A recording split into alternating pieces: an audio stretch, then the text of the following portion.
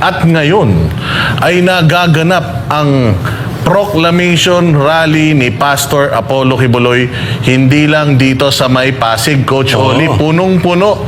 Nanggaling po tayo dyan sa Pasig, ano ba itong Inares? Pasig Inares Sports Arena. Punong-puno mga bossing. Imagine isang tao pa lang po itong na proclamation rally na ito, si Pastor Apollo Kibuloy. Pinuno ang Inares, pero hindi lang po ito nagaganap sa Inares.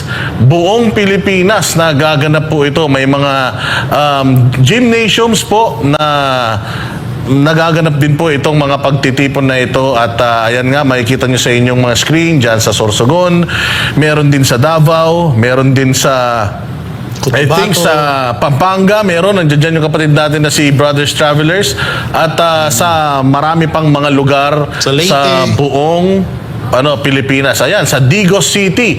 Kita nyo naman, di ba? Ayan yung Army, Purple Army ni Pastor Apollo Kibuloy. At balita ko nga kanina may mga truck or bus na mga senior citizens na kanilang budget, yung sarili nila, nagpunta sila dyan sa Inares para tunghayan itong proclamation rally or proclamation event ni Pastor Apollo Kibuloy. Coach Oli, anong iyong na-experience dyan kanina? Kaya nga medyo late tayo dahil galing po tayo dyan, Pero nakakakilabot, talagang ibang klase yung pagtanggap ng mga tao dito kay Pastor Kibuloy. At ako'y natutuwa dahil magkakaroon tayo ng ulit pag-asa. Gaya ng sabi ko nga kanina, ako'y medyo nawawala na ng pag-asa sa sistema natin at sa mga politiko natin. Napapansin nyo na ba? Sabi ko nga, ilang taon na ako hanggang ngayon, talagang sablay pa rin ang talagang naiwan na tayo ng ibang bansa na dati lamang tayo. Ngayon, napag-iwanan na tayo, nakakaawa. Alam nyo kung bakit? Dahil sa mga magnanakaw na politiko. Tanggapin na natin yan. Given na po yan. Alam nyo naman yan Nagtatanga-tangaan na lang tayo kung hindi nyo alam yan. Dahil napakarami talagang magnanakaw na politiko. At dito natin masusubok na medyo kakaiba talaga to si Pastor Kibuloy. Dahil hindi ito talagang traditional politician. Sa katunayan, na kahit yung kanyang best friend ay nakaupo bilang presidente dati, hindi siya humingi ng posisyon, hindi siya tumakbo. Ngayon lang dahil talagang pabulok na itong sistema natin. Kaya ako ay nagkakaroon ulit ng pag-asa na once and for all, this is a game changer, ito si Pastor Kibuloy, na hindi lamang magbigay ng pagbabago sa bansang Pilipinas, kung hindi pati yung mga politiko. Titingnan, isipin mo halimbawa, alam naman natin niya, merong kuntsabahan pagka ano yung nangyari sa mga pirma? Diba? Meron daw silang 150 million. 150 partners. 150 million reasons. So, sa mga magnanakaw, hindi yan simpleng nakawan. Sindikato yan. Kampi-kampi yan. Isipin mo, merong politiko na katulad ni Pastor Kibuloy, aaluking magnakaw, hindi tatanggapin. Mapapahiya sila. Magiging mistulang malaking halimbawa si Pastor Kibuloy dito sa mga politiko. Kaya makakatulong sa bansang Pilipinas at the same time magiging ilaw nitong madidilim na mga politiko. Kaya kapit lang mga kapatid at kailangan natin talaga na ipanalo ito si Pastor Kibuloy. Ito na yung pinakamalaking ebidensya na lahat ng ipinaparatang kay Pastor ay walang katotohanan at isang haka-hakang kaso lang. Kasi kung etong si Pastor ay isang masamang tao, kagaya ng binibintang nila, wala tong mga tao ngayon sa iba't ibang lugar na para pupuntahan yung para suportahan ng isang Pastor Apollo Kibuloy, hindi nila pag-aaksayahan ng oras yan kung masama si Pastor. Sa panahon ba naman ngayon na sobrang hirap na yung mga Pilipino, mag-aaksaya sila ng oras para sa masamang tao? So hindi nila gagawin yun. Dahil sobrang bait ni Pastor, dahil may malasakit sa bayan si Pastor, hindi lang sa KOJC, kundi sa lahat ng relihiyon dito sa Pilipinas. Kaya nakikita natin yung ganito kainit na pagsuporta sa kay Pastor Apollo Kibuloy. Ito yung malaking sampal sa lahat ng humuhusga at sa lahat ng nanghusga kay Pastor Apollo Kibuloy. At alam niyo ba mga partners na tayo kalmado lang, ginaganap lang natin ginagampanan lang natin ng maayos yung ating kumbaga itong rally, no? Kasi syempre ngayon ang simula ng kampanyahan. Habang tayo relax na relax, mga bossing tayo pala ay binabanatan na ng kabilang Sino? grupo. Sino yan? Oo, at may mga mamaya ipi-play natin yung eksaktong speech noong ating magaling na presidente, pinakamamahal. Kaya pinakamamahal dahil nagmahalan lahat nung siya ang naging presidente. Pero Na nag-iisa. ito yung mga kanyang ito yung mga kanyang sinabi pauna lang bago natin i-play yung video.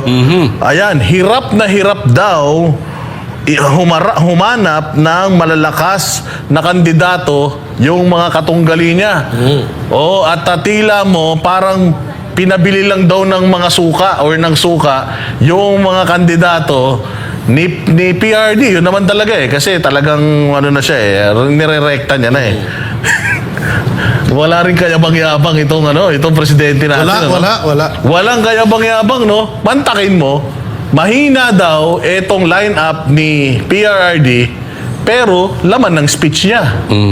Saan ka naman makakakita ng ganyang iba kasi, sabi ko nga sa inyo, ito talagang presidente natin, iba yung mga balitang nakakarating sa kanya. Akala niya ang cool niya Akala niya yung mga pinagsasasabi niya na yun, hindi yung sasabog sa pagmumukha niya Alam mo, BBM, kung nanonood ka, alam ko naman hindi. Pero sigurado ko na yung mga alipores mo, puros magagandang comment lang yung pinababasa sa'yo. Subukan mo. Pumunta ka sa comment section nung speech mo na yan. Tingnan mo kung gaano karami yung gigil na gigil sa mga pinagsasasabi ninyo. Channel nyo pa yan, Coach Oli, ano masasabi mo doon? Pinabili lang daw ng suka. At hirap na hirap daw humanap ng magagaling na mga kandidato ang PDP Laban. Sino-sino ba mga kandidato ng PDP Laban? Coach Oli? Jimmy Bondo. Jimmy Bondo, abogado. Oo. Dating umupo sa administrasyon ni Duterte, dating Yusek yata yan si Jimmy Bondo. Walang kaso ng korupsyon yan. Lalayo pa ba tayo, Pastor Kibuloy? Pastor Kibuloy, zero corruption. Mas marami pa nagawa si Pastor Apollo Kibuloy sa kanyang buhay kaysa sa pamilya nyo. Sa pamilya nyo, pag samasamahin lahat ng ginawa ng pamilya nyo, mas marami pang achievements at accomplishments. Pero ito si mga Pastor sinasabi Kibuloy. ni Ano pa? ni sinasabi ni bago ko mabanggit yung mga linyada na yan. Itong binabanggit ni BBM. Okay yan. Gusto mo yan, Walang iyakan. Oo. Sige. Ginusto mo yan. Sinimulan mo. Game. Basta walang iyakan. Walang sumbungan kung saan-saan. Walang sumbungan kung sa HOR, etc. Walang patawagan walang tawagan sa gusto mo yan, sagutan? Ay, sige. Total din naman, magaling din naman pala kayong Let's get it on. makipagbardagulan. Bardagulan lang. Walang hearing sa Congress. Walang contempt, walang demandahan. Pwede rin naman bardagulan. Asaran lang, doon tayo sa patas. Yes. Aso nyo yan sa HOR doon tayo sa patas na gusto nyo sa bunong braso. Ikaw, Jay Guevara, pinabili lang daw ng suka yung mga kandidato. Sabi ko naman sa'yo, magtutulog ka ang hirap sa'yo pag wala nang tulog. Pag walang tulog, pag puro hangin na lang pumapasok sa kukote. Unang-una, ito na lang. Sino ba, mag-ano tayo kasi, sinimulan mo yan, so, rerebatan namin yan, no? So, pinabili ng suka, Bilyar versus attorney Jimmy Bondoc.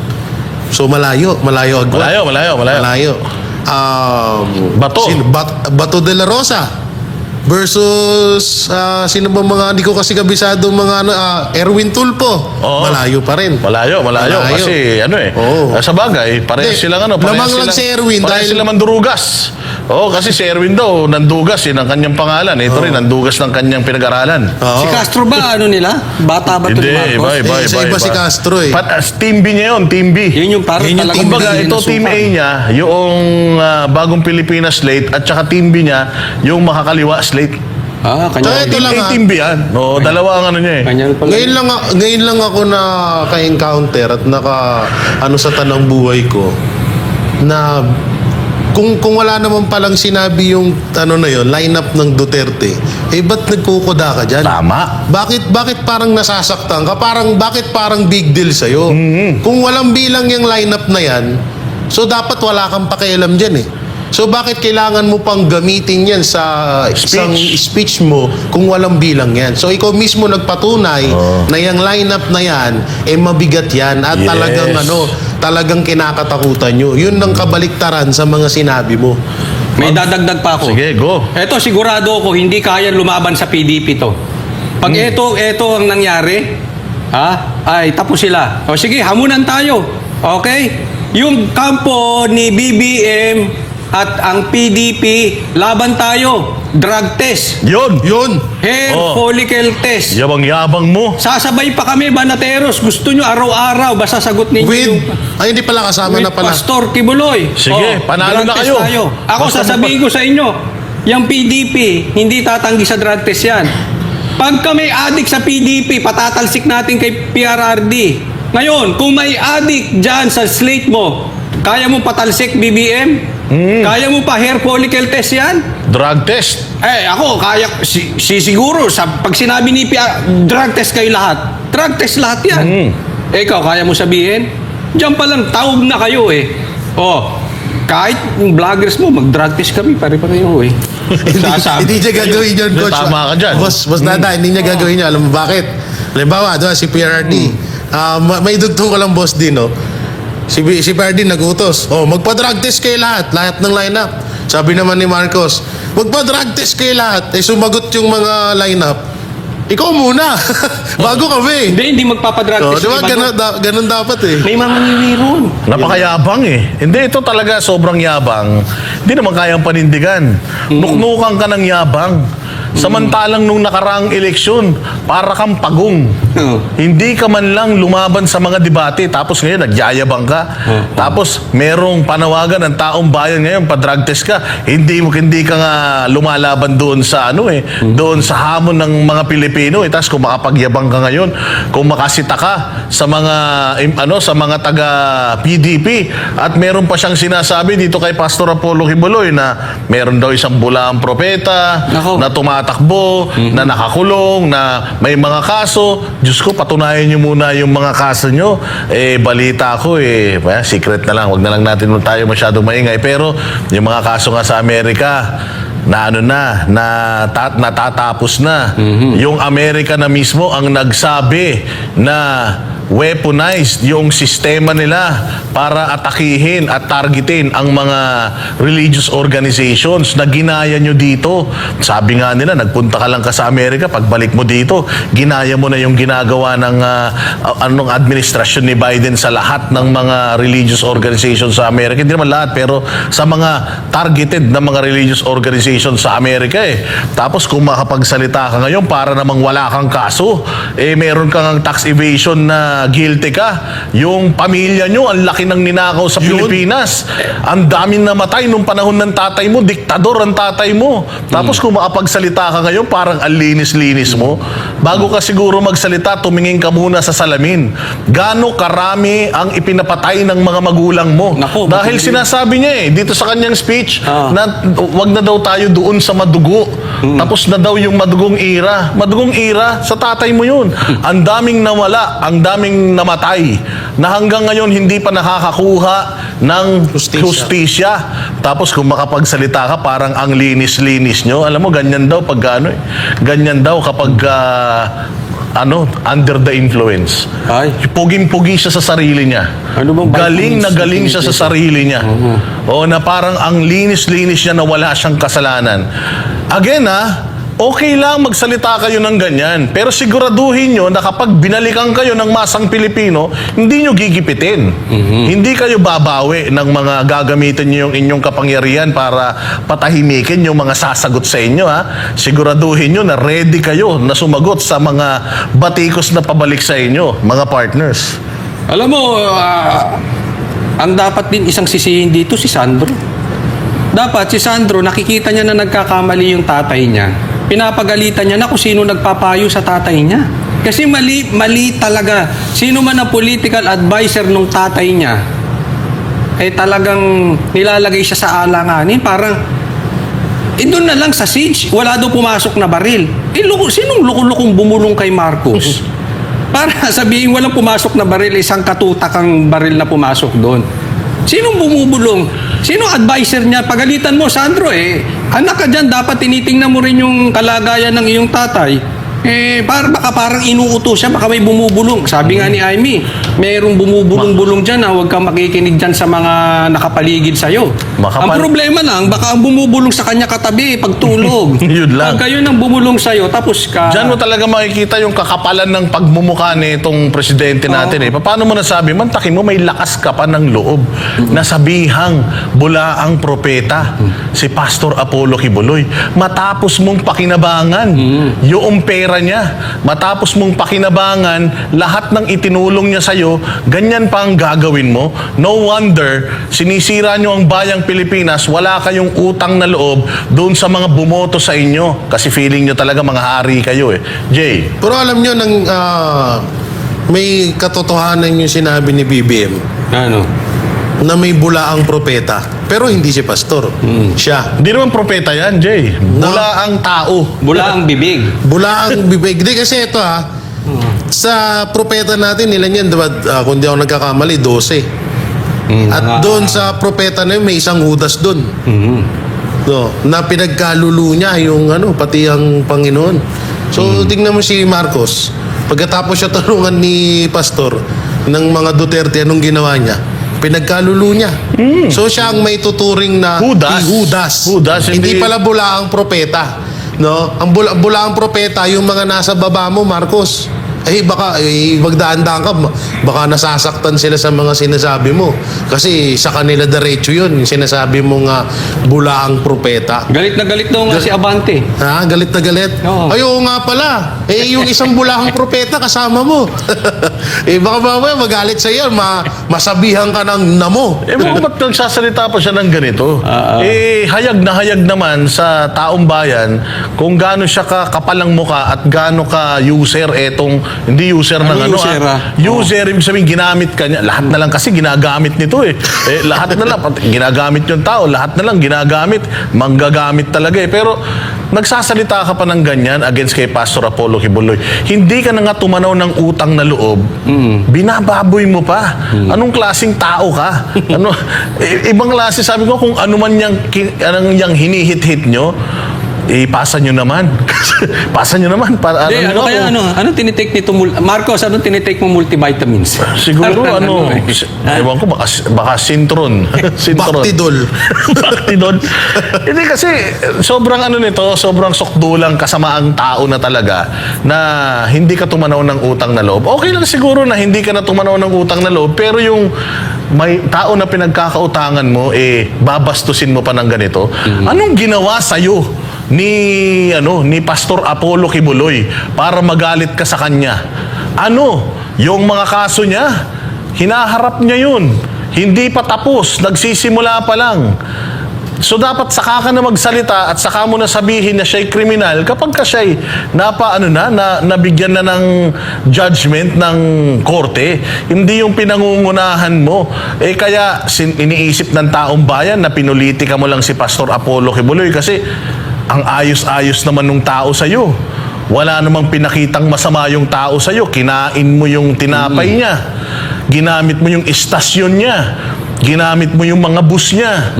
Ginamit mo yung resources niya. Lahat na lang pwede mong gamitin, gagamitin mo. Ano pa ba ibang ginagamit mo? Ba't nakapagsalita ka ng ganyan? Coach Oli.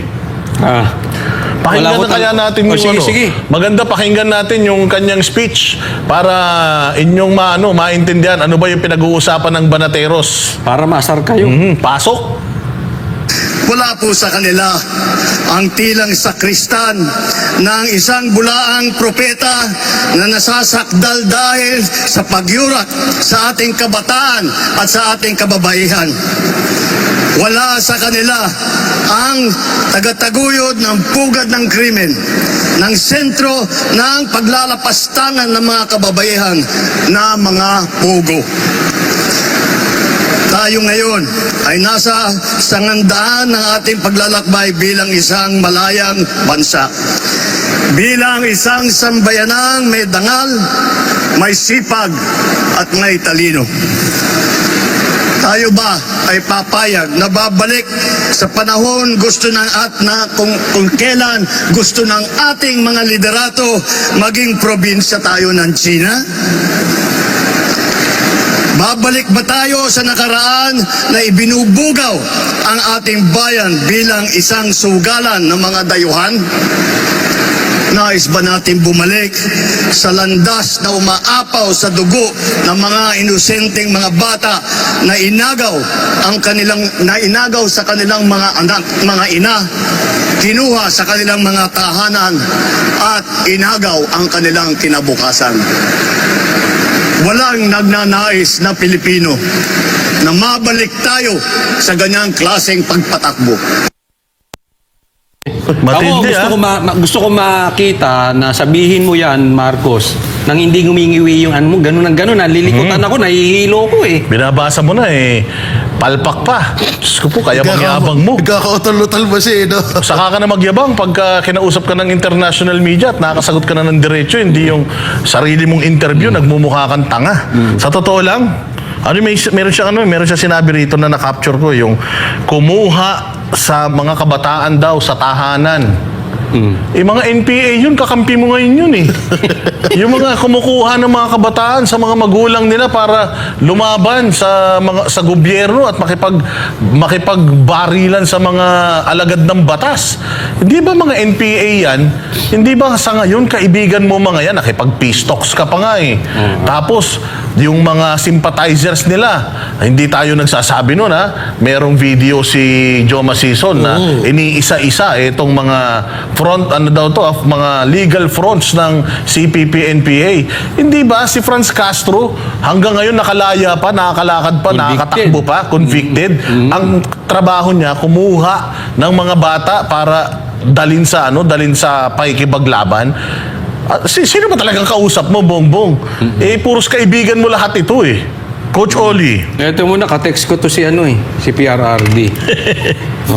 Sir, pwede ba na pa-drug test lahat ng PDP senatoriables para ipa-drug test din ni BBM yung kanyang please, sir. May message. Sige. O baka si PRRD talaga. Pero baka ito ay reaction to ni BBM kay PRRD kasi mabigat yung sinabi ni PRRD we will win. Yun, Believe ang me, pinakamaganda. we will win PDP. So, syempre yung kumpiyansa ng ano ba kay BBM yung hindi pinabili ng suka? Yung matagal ng politiko pero walang nagawa? O doon sa bago na alam mo ay marami nang nagawa kahit hindi kandidato? Gusto nyo bagong Pilipinas. Puro naman yung binoboto nyo dati ng kandidato, may nangyari ba? Eto na lang, tanungan tayo Ang tagal nyo ng kandidato. Yung mga bata mo dyan, tagal ng kandidato. Malalaman mo lang kung maayos yan kung doon sa kanilang probinsya o doon sa kanilang syudad, pag ang nananatili doon ay yung apelyido nila, tapos hindi na ayos, bulok yung kandidato na yun. Bulok yung politiko na yun. Isipin mo, di ba? Lahat naman niya meron Sa Cebu, sa Davao, sa Ilocos, kung saan yan. May apelyido diyang namamayagpag. Bulok yung pag di mo naayos. Pag ang mayaman lang, yung politiko, tapos mahirap yung lahat. Tingnan niyo si PRRD. Mayaman yung nakapaligid, pero yung bahay bulok. Sorry PRRD sorry. Kuripot pa. Oo, pero ibig sabihin ko ganun Di ba? Ibig sabihin, yung politiko nagtrabaho para sa bayan. Siya nanatiling simple yung buhay, pero yung mga kababayan niya, kita mo, asensado. Tanong Marcos, kaya mong sabihin sa syudad mo yan? Yung mga kandidato mo, kaya nilang sabihin sa syudad na yan? Sino ba mga kandidato niyan? Unang-una si Abalos. Si Abalos. Tingnan mo Mandaluyong. Maunlad ba Mandaluyong? May mga part ng Mandaluyong na may mga building, pero umikot ka sa Mandaluyong, yung lagpas ng Mega Mall papunta ng mental institution, yung boundary ng Makati, boundary ng San Juan, tingnan mo kung ano yung itsura ng Mandaluyong. Tapos sabihin nyo na naging magaling kayong mga leader. Si Pastor Apollo Kibuloy, hindi pa yan politiko, wala pa yung pera ng gobyerno. Tingnan mo yung nasasakupan niya. Marcos, bago ka magsalita na si Pastor Apollo Kibuloy ay damaging sa mga Pilipino, tingnan mo muna yung sarili mo. Tingnan mo kung ano ang pagkakakilala ng Pilipino sa'yo. Alam mo, pag ginugel mo yung pangalan ng tatay mo, ang lalabas, kayo ang pinaka-corrupt na mga politiko sa Pilipinas. At hanggang ngayon, ganun pa rin ang reputasyon ninyo. Anong may pagmamalaki mo kumpara kay Pastor Apollo Kibuloy?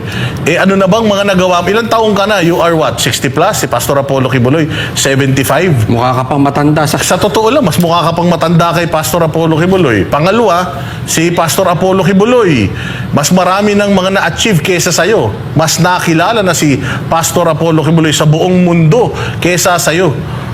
Pero, partners, mainit talaga ako dahil inaapi na nga tayo ng mga hinayupak na to, inaapi pa pati yung mga kandidatong sinusuportahan natin, mahal ng taong bayan nitong mga ito Alam mo, partners, yung isa sa na-observe ko dyan, kasi dati naman tayong sumuporta rin kay Yorme Isko. Nakita natin nung umikot tayo ng kampanya niya. Talagang yung tao, organic. Hindi ito pinilit. Hindi dinaan sa pa-concert. Ayan ang na-observe natin kanina dyan. Talagang yung, tama si partner MJ sabi niya, hindi nag-aantay ng bigay. Hindi nag-aantay ng ayuda paglabas. Walang bigayan dyan. Kaya kita mo talaga yung pagpunta nila dyan, bukal sa loob. Talagang gusto nilang pumunta dyan. Talagang gusto nilang suportahan si Pastor Kibuloy at yung buong PDP slate. Yan po titingnan natin parati, organic. Kasi mga kababayan natin, pag dinaan yan sa ayuda, guaranteed yan, magnanakaw yan. Saan ba nila kukuhanin yung ayuda? Kaya kung binigyan kayo ng ayuda, kunin nyo lang. Pera nyo yan Kayo nagbayad ng tax niyan. Kunin nyo lang, tapos huwag nyong iboto. Kasi uulit-ulitin lang nila yan. Delikado po yan. Kaya yan na nakikita natin dito sa buong PDP. Organic po. At kitang-kita natin yung contrast dito sa mga bata ni Marcos, no? At higit sa lahat yung sa sinabi nitong si BBM. Tingnan ninyo, yung para daw ang mga kandidato, sabi, Boss Dada, parang pinabili ng suka. At hirap na hirap daw. Hirap na hirap daw makahanap ng mga malalakas na kandidato. Ganyan kasi yung mga alta Yung mga matataas na tao, talagang matapobre. Kita mo naman di ba? Kung paano nila matahin yung mga sa tingin nila walang pangalan. Hindi kasing laki ng pangalan nilang Marcos. Ganyan po nila, ganyan ang pagtingin ng mga yan sa mga Pilipino. Mababa. Ganyan, dyan sila lumaki Lumaki yan sa palasyo, tatandaan natin si Marcos. Kaya ang tingin niya dyan sa atin, mabababa. Pero don't forget, si PRRD kulelat dati sa survey. Biglang, nung malapit na eleksyon, panalo. Kaya ako naniniwala yung binitawan ni PRRD, mananalo ang PDP, kinakapitan ko yan. Ibig sabihin, alam ni PRRD yung formula. Kahit ngayon, mukhang dehado. Come close the election, alam niya paano iikutin yan. Alam niya karisma. At yung mga walang apelyido, iyaan ang mananalo. Dahil yung dating hindi kasing laki na Marcos ang apelyido na Duterte, iyaan ang tumalo sa Aquino na hindi kinaya ng Marcos. Tapos, diyan pa kumapit ang Marcos. Saan? Sa apelyidong Duterte. Kaya wag natin minamaliit ang mga nasa ilalim. Dahil tatandaan natin, ang pag-angat, I really believe that a promotion belongs to the Lord. Pag itinaas ka ng Diyos, walang makakapigil. At pag binaba ka ng Diyos, kahit anong apelyido mo pa, sa Hawaii ka pupulutin. Kaya dahan-dahan po mabababang apelyido, Marcos. Naalala ko kasi ang daming mga politiko na ang gaganda naman ng mga layunin nila noong nangangampanya. Pero pagdating nila sa loob, binago sila ng politika. Yung mga ine-expect natin na mga personalidad na kaya natin binoto kasi babaguhin yung sistema ng politika, lahat sila ang binago ng politika. Naging mga trapo. Si Pastor Apollo Kibuloy, you can never bribe this person with money. Bakit? Kahit isang ari-arian sa Kingdom of Jesus Christ, walang nakapangalan Mayaman sa pa si kanya. J.K. Pastor. Oo, buti pa si Jay. Maraming ari-arian. Madami ari-arian, madami Rolex. Oh, si Pastor Apollo Hindi Kibuloy. sinusuot, no? Si Pastor Apollo Kibuloy, walang hinangad para sa sarili niya. Lahat puro sa nasasakupan niya. Napakaganda nun na hindi na siyang magbabago. Hindi magbabago yung kanyang personality. Siya ang magbabago. Ito na siguro talaga yung hinahanap natin na magbabago talaga ng paradigm at ng landscape ng politika sa Pilipinas na susundan ng mga susunod na henerasyon ng mga politiko. Magiging ilaw siya, dagdag. Magiging ilaw siya diyan eh. Kasi model, magiging siyang susundan. Kasi yun siya eh. Yun siya sabi ko. Halimbawa ako senador. Adik. Halimbawa lang adik ako. Mangangako ako. Tatanggalin ko ang mga adik sa Pilipinas. Pagdating mo roon, pinagtatatanggal mo, ang dami mong nahuling drugs. Siyempre, para sa'yo, ano yun eh, maglalaki mata mo roon. Mamaya, itago nyo doon sa palasyo ko. Mamaya, ikaw na tumitira nun. Kakainin ka ng sistema, bakit? Hindi ikaw yun eh. Yan nga yung sinasabi Coach Oli na kapag ang inilagay nyong bantay sa blood bank ay vampira, Ubus yan. uubusin yan lahat ng dugo dyan sa blood bank na yan, di ba? Jay Guevara, ano masasabi mo dun sa statement ni Pastor Apollo Kibuloy bago tayo mag-break?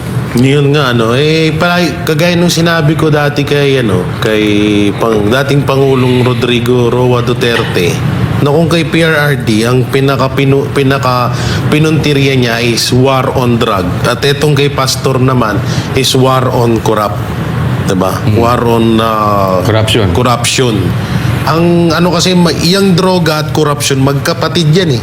Di ba magnanakaw? Yan ang pinaka ulo at pinaka-ugat ng krimen dito sa Pilipinas. At kahirapan. Yung droga na yan at yung pangungurap. So, ano lang tayo eh. Yung panahon ni PRRD nung tumakbo bilang presidente, nag-ibang tao, ibang version. Ayan na yung kay Pastor. Kasi yung corruption at yung droga hindi talaga nagkakalayo. Yan ang pinaka problema dito sa Pilipinas. At biruin mo, itong si Pastor ay kagaya nung sinabi ni Atty. Torrio na anak ng mahihirap. Itong si Pastor, magtatanggol, magpapaangat, magpapayaman ng kabutihan sa Pilipinas. At kapag tsaka ito yung pinagkaiba. Kapag, ang hirap kasi ngayon, puro lang kadalasan pinipili na may aral. Pero kadalasan ng may mga aral, yun pa yung korupsyon sa bansa natin. Pero kung pinagsama-sama mo yung tatlong may aral, may puso at tapang, panalo ka dyan. Ayun yung kay Pastor. Alam mo si Pastor, may PhD yan. Hindi lang yan mayabang. No. Pero meron yan PhD. Yan ang kailangan talaga natin. Kaya talagang paulit-ulit ko sinasabi na kahit sobrang gipit or sobrang hirap na tayo sa nangyayari sa bansa natin dahil nga sa bulok na sistema ng gobyerno, may awa pa rin ng itaas na ibiniyayaan tayo ng isang Pastor Apollo si Kibuloy na kailangan na huwag nating palagpasin. Na lahat ng mga leaders ng bayan natin ay nanliligaw dito sa KOJC. Makita nyo naman, hindi ba doon sa studio ng SMNI sa Davao, kung sino-sino na yung mga nagpunta sa Kingdom of Jesus Christ para lang humingi ng suporta kay Pastor Apollo Kibuloy. It means, alam ng mga politiko na merong voting power etong Kingdom of Jesus Christ. And the reason why nagsasalita sila ngayon ng mga bagay na hindi maganda para unang-una sa lahat kay Pastor Apollo Kibuloy at sa PDP laban, dahil alam nila na napakalakas ng kanilang kalaban. Hindi nga lang siguro kasing sikat nila, pero sigurado tayo na may mga napatunayan na itong mga ito. Kasi itong mga kandidato sa kabila, puros mga re-electionist yung iba. Pero alam naman natin na meron lang silang pangalan, pero walang mga napatunayan, partners. Katulad niya, si Lito Lapid, seriously. Anong nagawa niyan sa atin? Pambira naman, mga Pilipino naman, no? Minsan sisi rin tayo ng sisi sa mga politiko, kasalanan naman natin. Pambira. Ang tagal na niyan sa Senado, hindi ko narinig yan isang beses lang sa hearing, pinagtanggol pa yung sarili. Hindi nga nyo, kayo ba alam nyo, senator yan? Si Lito Lapid. Tapos ngayon na naman, sino ba mukhang pinabili na suka? Dahil ba, wala namang, hindi dahil sa mababa ang tingin natin sa artista, pero ang tagal na niya dyan eh. Meron namang artista maayos. Tingnan nyo si Richard Gomez, hindi pumirma. Si Robin Padilla, nanindigan para sa tama. Pero ito, nako naman, mga Pilipino naman. Tsaka Coach Oli, Oo. ilan sa mga nakikita ko dito mga pangalan sa senatorial slate nila, mga nag-tridor nag-tridor sa mga Duterte. Again kung kayang mag-tridor sa mga Duterte, walang loyalty, ugali yan ang pagiging ganyan. Kapag ang tao walang loyalty, hindi na yan magbabago. Sino-sino yung mga walang loyalty? Etong si Pacquiao.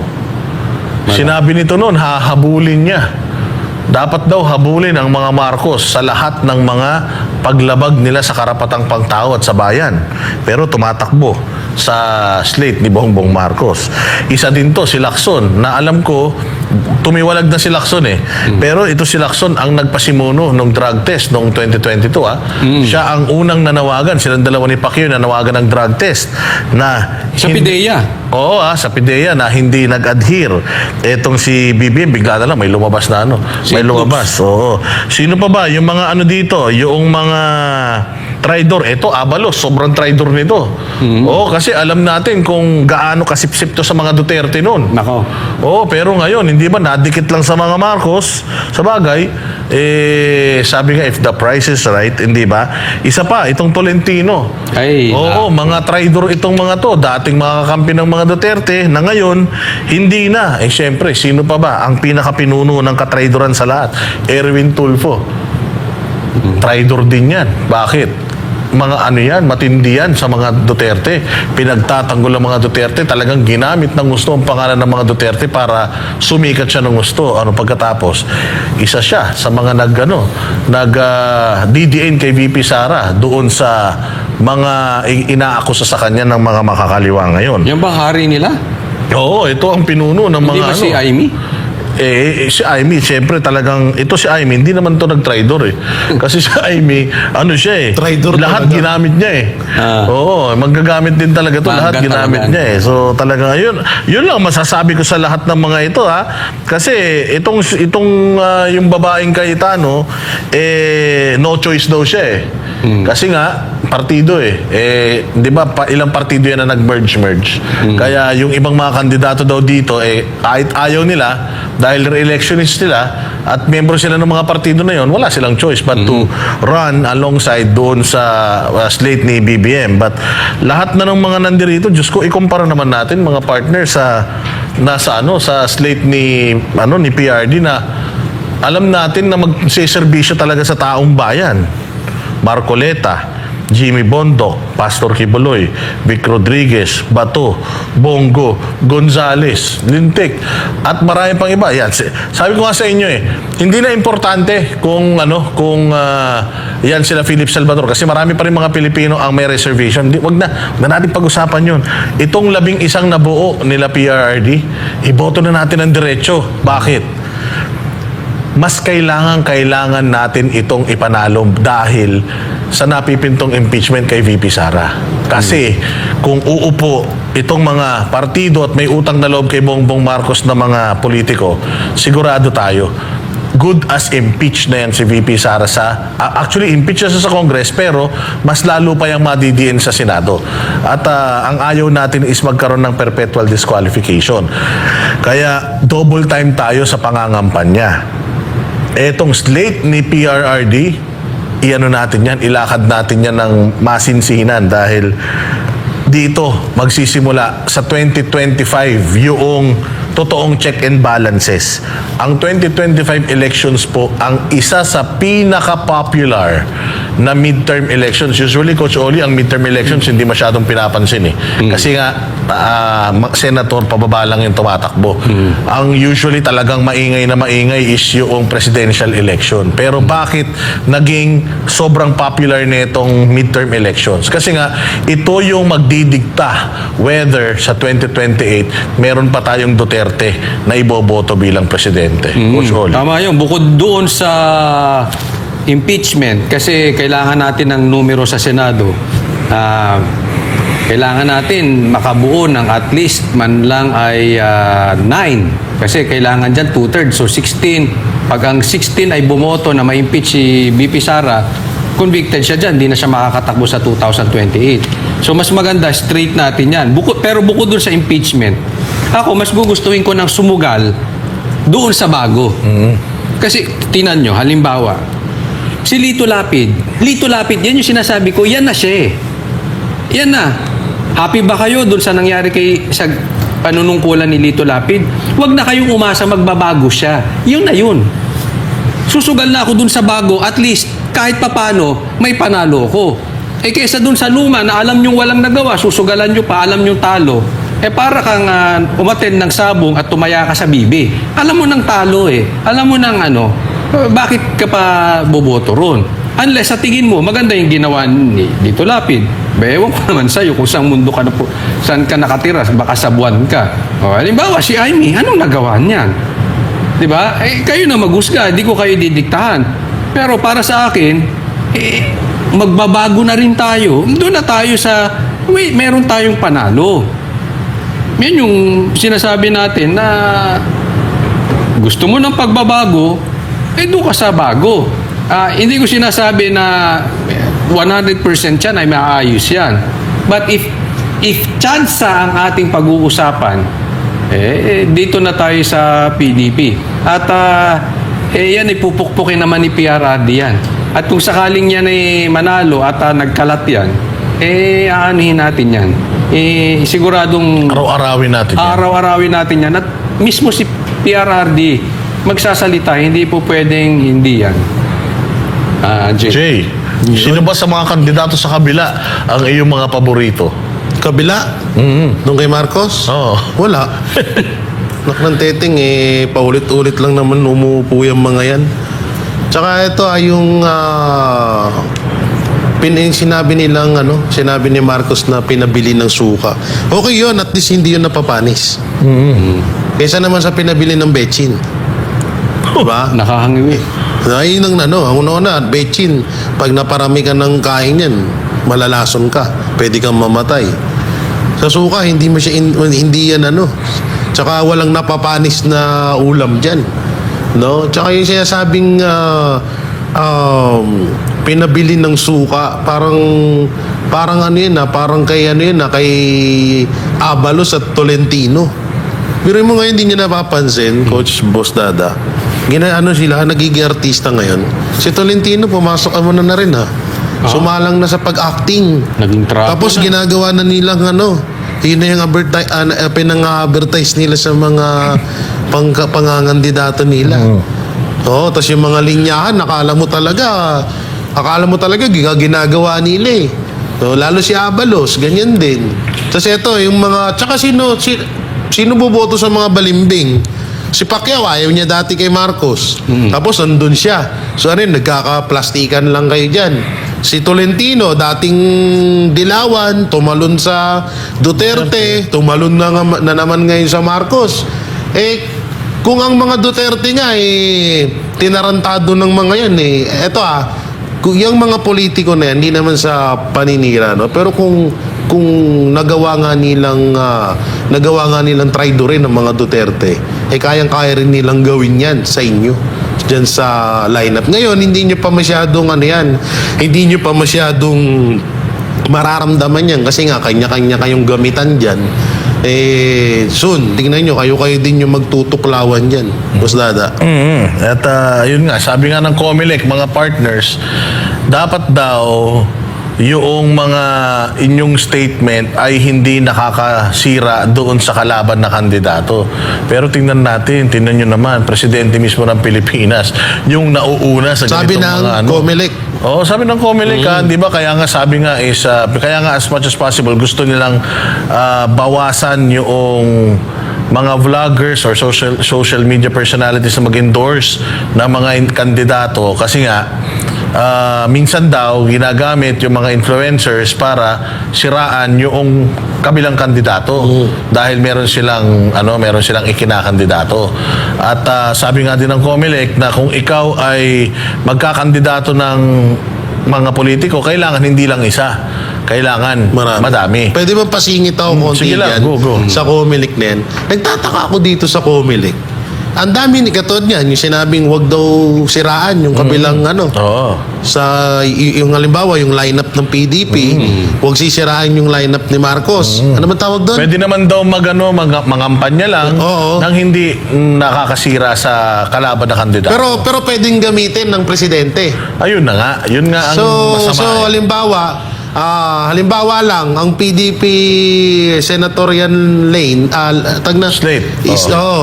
pwede halimbawa gagamitin nila si Marcos laban dun sa team nila ng mga bangagers. So okay lang po ba yung COMELEC? Tsaka ito nagtataka ho kami COMELEC, ito tanong lang. Unang-una, yung pinagbabawal yung vote buying ginagawa ng ibang mga politiko ngayon at lantaran naman dyan pa nga lang sa akap at may yung ibang mga talagang kesyo ang katwiran nila, pera daw nila yon. So yan pa, tsaka nagtataka ako sa inyo COMELEC, ba't parang eto tanong lang parang mainit kayo sa ng PDP. Ano to? Ano na ba kayo? One-sider na ba? Dapat neutral kayo dyan Nasa lahat yan dapat Daming silipin bawal. nyo. Dapat lahat yan silipin nyo. Silipin nyo yung Team Bangager, silipin nyo yung PDP Laban, silipin nyo sila. At least kahit papano is yung dalawang magkalaban, yung mga magkakalabang grupo ay napapansin at nasisilip nyo. Hindi katulad ngayon parang nakapokus lang kayo sa sa lineup ng Duterte senatorial lane. Kaya nga natin kung meron silang vloggers ni BBM o ni Tamba na pagsasabihan nila, hindi nga nila siguro ipapatawag yung mga yan Yung sasabi ko, patas lang kung yung mga vloggers ng Duterte higpitan nyo lahat. Walang problema, basta higpitan nyo lahat. Kaya ulitin ko, gusto nyo drug test tayo lahat. Di ba? Basta naman kasi ang batas patas, walang problema. Kung i-apply nyo lang sa isang grupo, illegal po yun, unconstitutional yun. Kaya COMELEC, medyo, ayusin din natin. Dagdagan ko lang, maiklian lang. Sige yung lang, pagiging sige lang. traidor. Sabi nila na, puro daw traidor yung nasa kabila. Ano pa ba yung amo nila? Siyempre, ganun din yung amo nila Yes, birds Diba? with the same feather Oo. flocks together. Sino ang trinaidor niyan si BP Sara?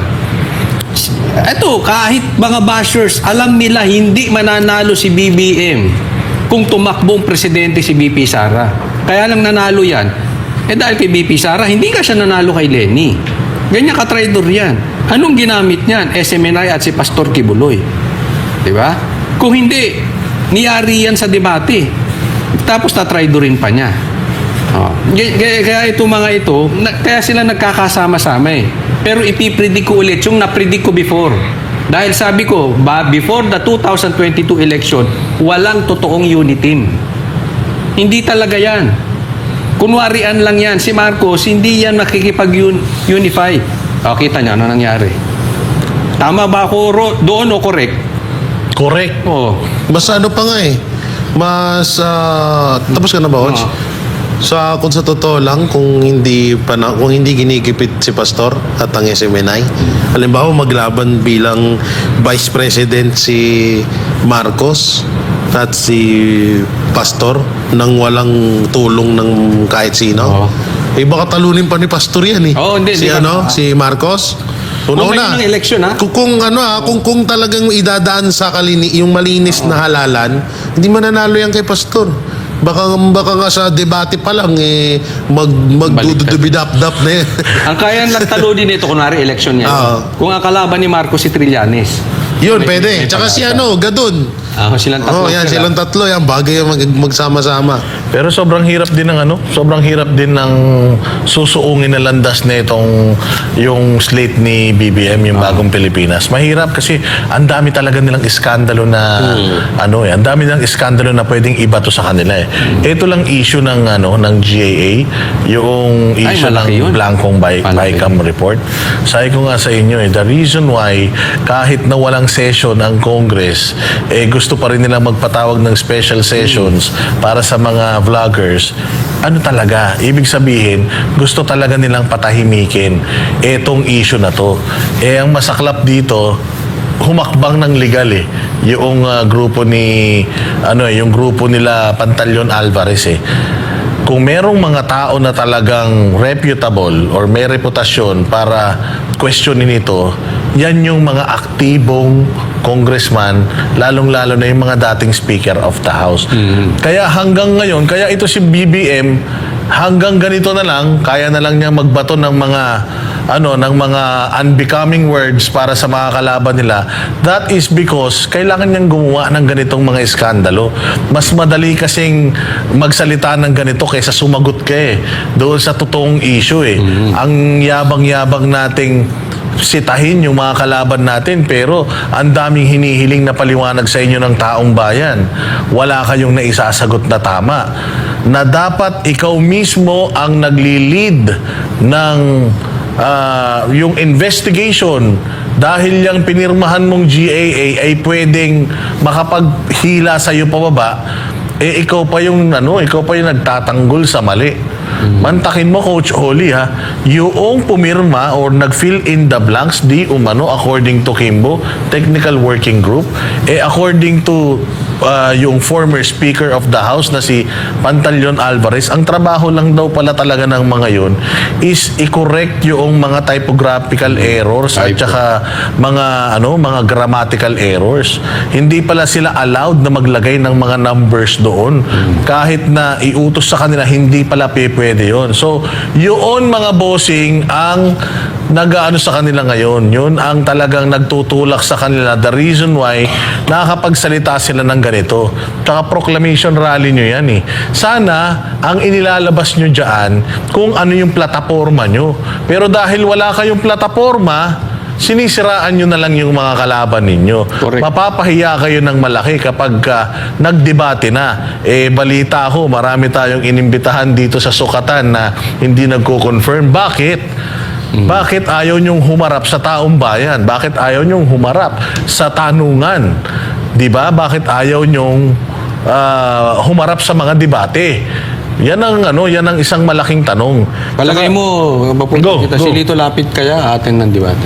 Debate, hindi naman umatin si Lito Lapid ever nananalo siya Oo, Hindi, malamang nananalo sa siya. malamang, baka binripping na ni Marcos yan. Kasi alam mo kung bakit? Strategy ni Marcos noon, di ba? Aping-api.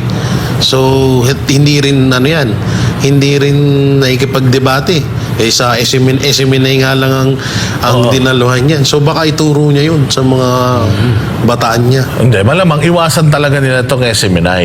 Yun. Iiwasan nila itong SMNI. Katulad din ng pag-iwas nila. Bagay, control nila yung ibang Sa mainstream ibang media. sa ibang media outlet, kumpiyansa sila. Makikita mo nga ngayon mantakin mo hindi pwedeng i-air live ng SMNI yung proclamation rally.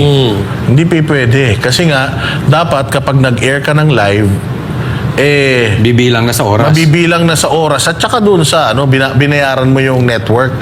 Pero kita mo naman, itong mga malalaking media outlet, naka-live sila. nakabantay sila doon sa proclamation rally ng slate ni BBM. So talagang dito makikita mo na hindi talaga fair. Hindi patas. Oo, kaya yung COMELEC sana lang talaga maging fair.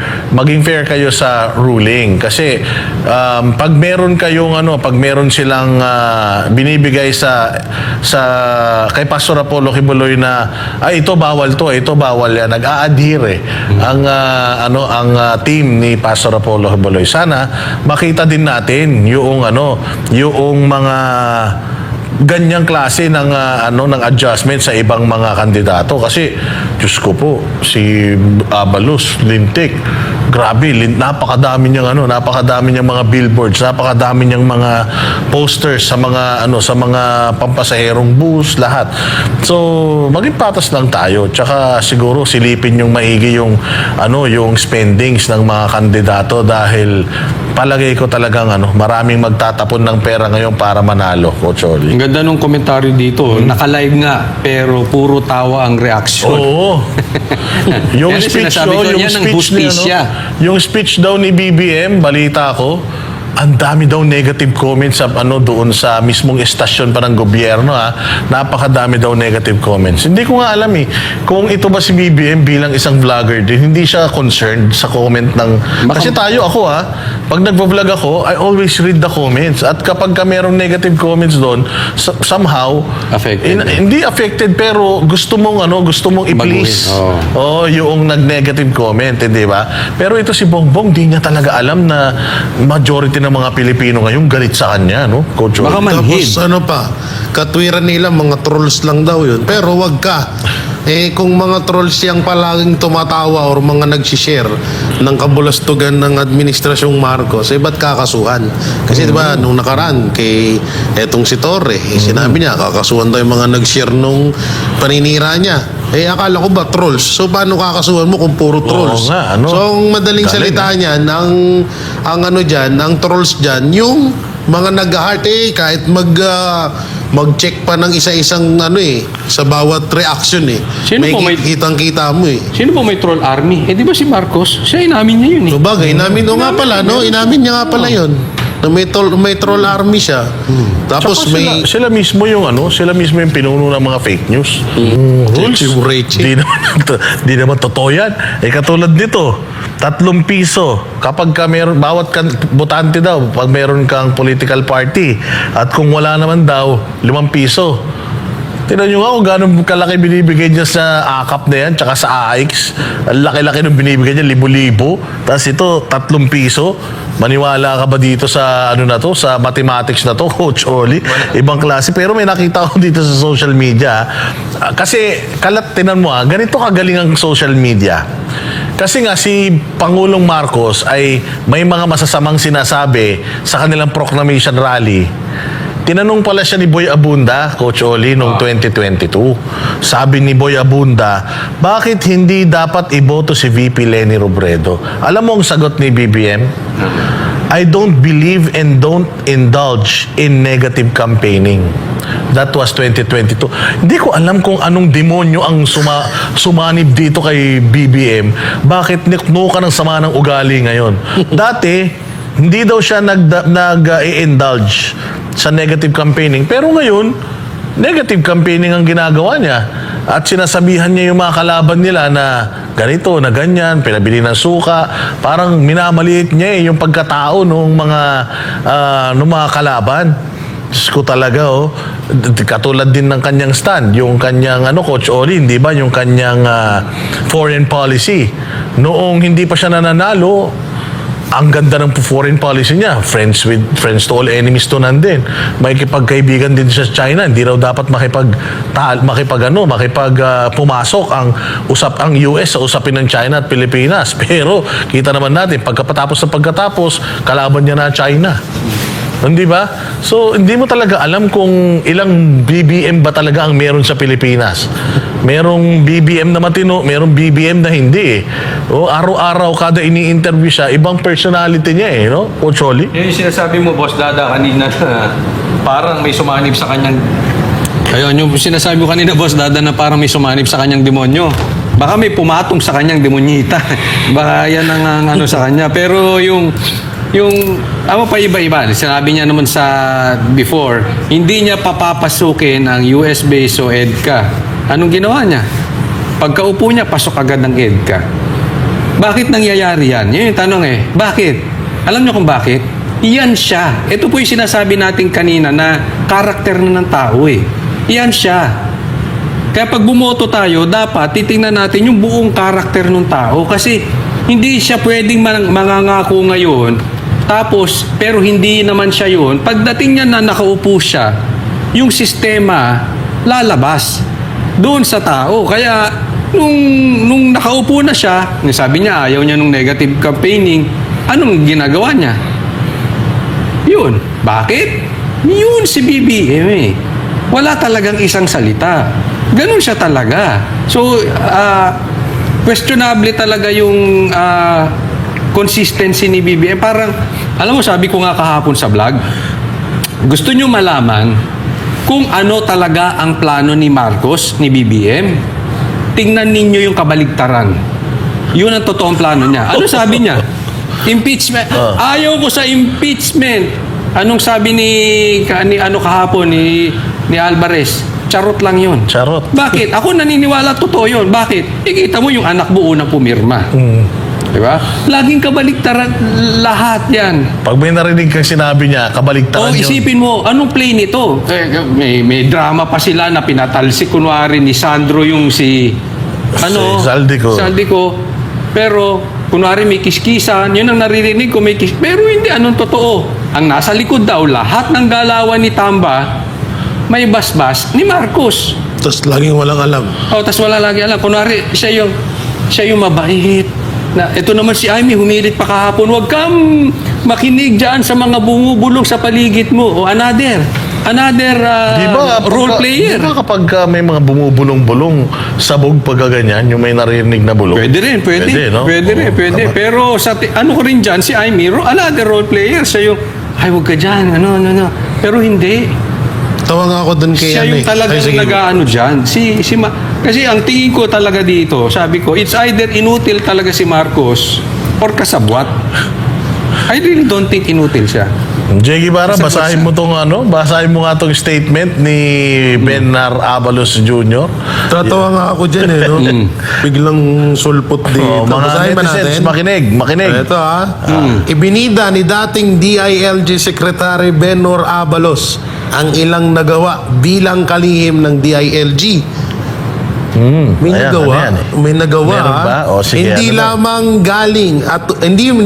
galing at husay ang kailangan kung kailangan tumayo. Mag-isa, tumayo ka. Wow. At tapang. Gumawa ng desisyon at higit sa lahat ay pusong pagmamahal kapwa-tao sa ni Abalos. Kapwa-tao? Ba't hindi mo naisip yan doon sa KOJC?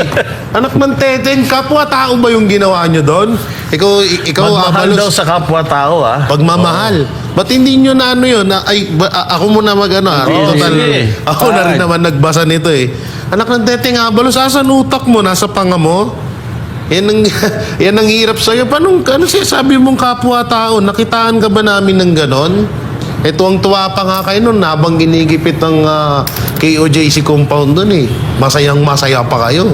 Tapos may kapwa-tao. Tsaka yung sinasabi mong,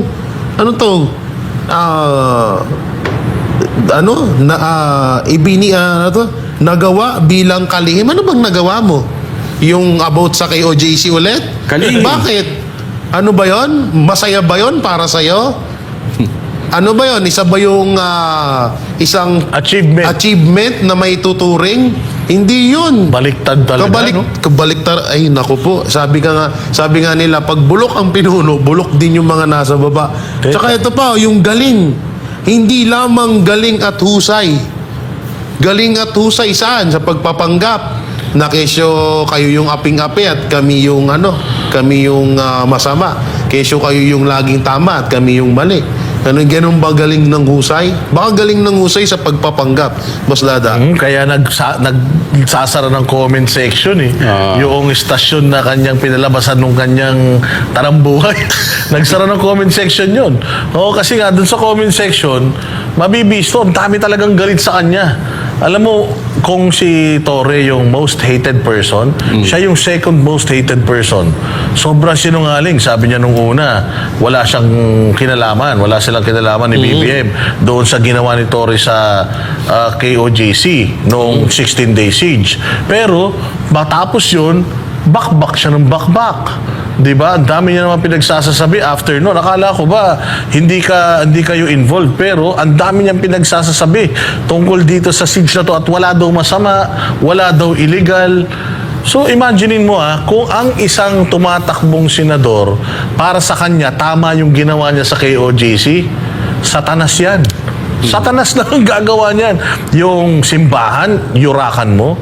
Yung simbahan, durugin mo. Natatandaan ninyo, merong isang, yung sa Marawi before, natatandaan nyo yung sinisira ng mga terorista yung mga imahe ng santo sa simbahan, di ba? Sama-sama ng loob natin. O ganun na ganun ang ginawa ng mga kapulisan ni Torre, ni Abalos, ni Marbil at ni Bongbong Marcos, pati ni Boying Rimulya sa KOJC. Mantakin mo, napakatinong lugar, holy na lugar, babuyin nyo na ganyan. Hindi yan gawain ng matinong tao. Kaya kung iboboto nyo yung ganitong klase ng mga kandidato, good luck talaga sa bayang Pilipinas. Pag ito nanalo, wala nang pag-asa talaga Pilipinas, Coach Oli. Ako, isa lang masasabi ko dyan kay Abalos. Saka ko na lang siya pakikinggan pag kaya niya na magpa-drug test. Ayan, sasabihin na naman nila, yan ka na naman, Coach Oli, drug test na naman, drug test, puro drug test. Alam niyo kung bakit? Ang laki na po ng duda ng taong bayan sa mga adik na politiko dahil nga binanggit ito ni PRRD. Huwag natin silang hayaang makawala dyan sa drug test na yan. Saka na lang sila magkaroon ng credibility magsalita kung hindi na sila takot sa drug test. For the meantime, the assumption is adik sila kung hindi sila makapag-drug test. Dahil, kunwari, ngiwi ka. Hindi ko sinasabing adik ka. Pero can we blame the people kung ang assumption nila ay ikaw ay adik? Yun kaya kailangan mag-drug test dyan. Tapos patungkol dito naman sa sinasabi niya na bastos sila sa ginawa nila sa KOJC. Pare-pareha sila. Tingnan mo naman ang ginawa nitong si BBM. Sabi niya, pastor na bulaang pastor, di ba? Hindi po maganda yon. Tandaan ninyo, kaya nga ako sa tingin ko, aangat po ang Amerika ngayon. Bakit po? Bumabalik sila sa Diyos . Nakikita nyo na ang linya ngayon ni Trump ay pabalik sa Diyos. Huwag po nating binabastos ang reliyon. Ako hindi member ng KOJC, pero hindi ko babastusin ng KOJC. Ako po ay hindi Muslim, pero hindi ko po babastusin ang liderato ng Muslim. Ako po ay hindi Buddhist, pero hindi ko babastusin ang simbahan ng Buddhist at ang liderato ng Buddhist. Ako po ay hindi INC, pero hindi ko babastusin ang liderato at sambahan ng INC. Ganun naman dapat tayo. Dapat nirerespeto natin ang ibang reliyon. Asa ng respeto ni BBM, ni Abalos, ni Torre, ni Boying dyan sa reliyon? Talagang inadapt na natin yung nangyari sa Amerika before. Good thing nakapasok si Trump. And ito ay napakalaking hustisya para kay Pastor Kibuloy dahil nakita natin na yung panggigipit doon sa reliyon isa pang nadamay lang si Pastor Kibuloy na ngayon ay inaayos na ng Amerika. At yan ang sinasabi ko na mag-i-improve ang Amerika ngayon. Habang tayo palubog, nandito tayo sa gobyernong bastos sa reliyon. Paano tayo aangat niyan? Di ba? Kasama sa paglubog yan dahil hindi natin nirespeto . Tsaka ito yung mga dapat pinapatawag ng Congress. Itong dalawa. Kung diba nung nakaraan pinaplay ko yung video ni Marcos. Ewan ko lang kung may video sila nung kay Abalos na itinatanggi niya na wala daw silang kinalaman sa nangyayari sa KOJC. Tapos nung sumuko si Pastor sa ISAP, kauna-unahang pang nag-post si Abalos. O siguro, ano matatawag mo doon? Fake news yun. Dalawang ka-fake newsan yun. Noona, sinabi niya doon sa post niya na nahuli nila. Si Pastor ay hindi naman. Sumuko si Pastor sa ISAP. So fake news yun. Pangalawang fake news yung wala silang kinalaman. So kung makikita nyo nga halos parehas lang sila ni Marcos na talagang kung magsinungaling talagang Sagad to the bones. Oo, sinagad nila si Pinocchio. Kung si Pinocchio ilong ang humahaba, sa kanila naman yung panga. Oo. Kaya laging tumatagilid. Ano bang meron dyan sa panga na yan? Lagi nga kapag nagsisinungaling ka kasi hirap ang hirap kaya to sa totoo lang. Lagi. Yung magsisinungaling ka tapos alam kasi yung utak kasi natin konekta malapit sa panga.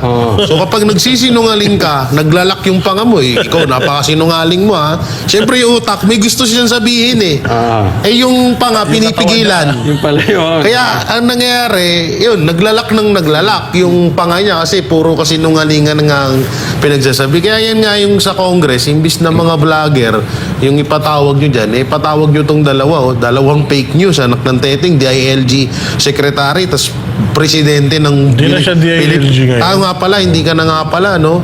Dahil nga tumatakbo itong pero yun nga, sinasabi ko nga sa inyo, kung iboboto ko si Abalos, di bali na lang. Mas iboboto ka pa si Bexman. Si Bexman ba yun? Yung may tato? Yung gagawin niya daw entire world yung Pilipinas. Gagawin niya nga parang sa Star Wars na may mga mas okay pa nga yun At least yun may yung sinasabi pero itong si Abalos wala. Puro ka fake newsan. May tanong ko sa inyo, partners. Ano masasabi nyo na ngayon ay adjourn na ang HOR at pabor ba kayo na magkakaroon ng special session para lang imbestigahan or magkaroon ng batas at iimbitahin ang mga vloggers pumunta? Siguro ako kung special sessions, yung pinaka malaking problema ng Bayang Pilipinas. Kasi hindi naman problema ng Bayang Pilipinas yung mga vloggers Ano bang pangunahing problema natin? Na pwede nating masabi na talagang state of emergency na. Pagmamahal ng presyo ng bilihin. Yung bigas na yan, hindi na bumababa. Angkat na naman tayo ng sibuyas kasi ang mahal ng sibuyas. Hindi na accessible yung mga basic needs. Yun yung problema natin. Drugs, yung pagtaas ng krimen, yung lintik na traffic, yung pang-aabuso sa karapatan ng malayang pagpapahayag. Yan actually yung problema natin na dapat tugunan. Unang-una sa lahat, itong blanco na mga items sa BICAM report. Kung magkakaroon tayo ng special sessions para dyan, okay ako dyan. Pero kung magkakaroon ka ng special sessions, gagamit ka ng pera ng taong bayan para sa hearing na wala naman talagang maitutulong yan sa kumakalam na sikmura ng mga Pilipino. Siguro sa mga kandidato at saka sa mga politiko na nasasaktan sa mga nagrereklamo, tingnan ninyo kung ano yung inirereklamo. Tingnan ninyo yung mga sarili nyo kung maganda ba talaga yung ginawa ninyo. Kasi kung pangit yung ginawa ninyo, tama naman yung sinasabi nung tumutuligsa sa inyo, ang right thing to do is to revisit your policies. Tingnan ninyo, teka, oo nga mahal nga yung presyo ng bilihin, oo nga bakit ba nagagalit ang taong gutom? Kasi nga, gutom na, wala na makain Hindi ba? So, hindi naman tayo siguro magre-reklamo kung nakikita natin na maganda. Nagre-reklamo tayo kay VP Sara? Hindi naman tayo nagre-reklamo kay VP Sara, pero makikita nyo, sila Bato, sila Bongo, kapag may mga ginagawa silang hindi natin gusto, binabatikos din naman natin yan Pero, mas marami kayong ginagawang kabulastugan na kailangan nyong i-revisit. Baka mamaya sa inyo, normal lang yung kabulastugan na yun na ginagawa. Sa amin, hindi. So, yun yung unahin ninyo. Problema ng taong bayan, maipakulong nyo kaming lahat ng mga vloggers, may mga uusbong pa rin na magre-reklamo. Bakit? Kasi nga mali yung ginagawa ninyo. Walang magre-reklamo kung walang dapat ireklamo.